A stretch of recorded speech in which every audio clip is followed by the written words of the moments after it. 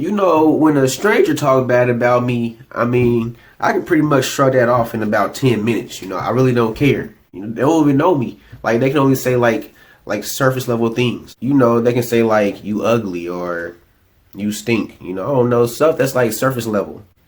But when Dashay talk bad about me, it's a different story. You know, she can dig a lot deeper. Prime example, my legs. Look, I'm insecure about my legs, okay? I ain't scared to admit it. And for real, if a stranger talked about them, I wouldn't even care. But Dashay, on the other hand, she didn't see my whole leg. Like the whole thing. And if she started talking bad about me and started revealing all the hiddenness of my legs in front of people, I'll be moved to tears. And why? Because she knows me more deeply. Now, I don't even need a verse to prove to you that God knows me more deeply than my wife, but I'm going to do it anyway. 1 Kings 8:39. Deal with each man according to all he does, since you know his heart, for you alone know the hearts of all men. Now, I say all that to say this one thing. God talked bad about me, and he kind of hurt my feelings.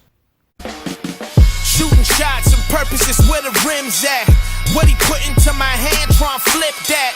Knocked down a couple times from the kickback. Grace, keep my lid on straight like a chin strap. So I'm reading Jeremiah 3, and it's already hot. Because God was going in on Israel. He was telling them about just how unfaithful they have been. In the first verse, he told Israel, you have lived as a prostitute because of all the idols they had turned away from God to chase.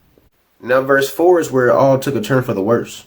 God said, have you not just called to me, my father, my friend from my youth? Will you always be angry? Will your wrath continue forever? This is how you talk, but you do all the evil you can. And when he said that to Israel, all I could sit there and confess was, that's me. Just like in this verse, it's been numerous times where sin had me playing the hypocrite. Look, I know my sin, and I know what I can be if God ever left me to myself. One of my favorite verses from my boy Jeremiah Bleaching. Father, forgive me.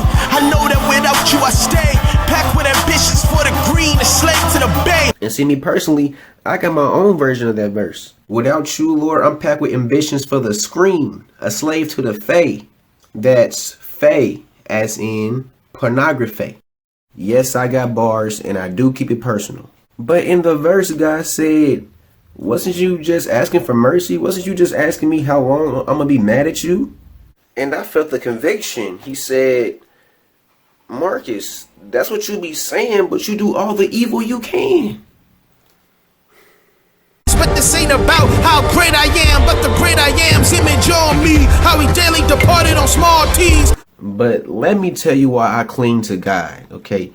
Even for a helpless sinner, like the verse describes, for helpless sinners like me, God still holds his hands out to offer peace. God told Israel about themselves, and sinful as they was, God said to them in the same chapter, he said to them, return, faithless Israel, declares the Lord. I will frown on you no longer, for I am merciful, declares the Lord. I will not be angry forever. Only acknowledge your guilt.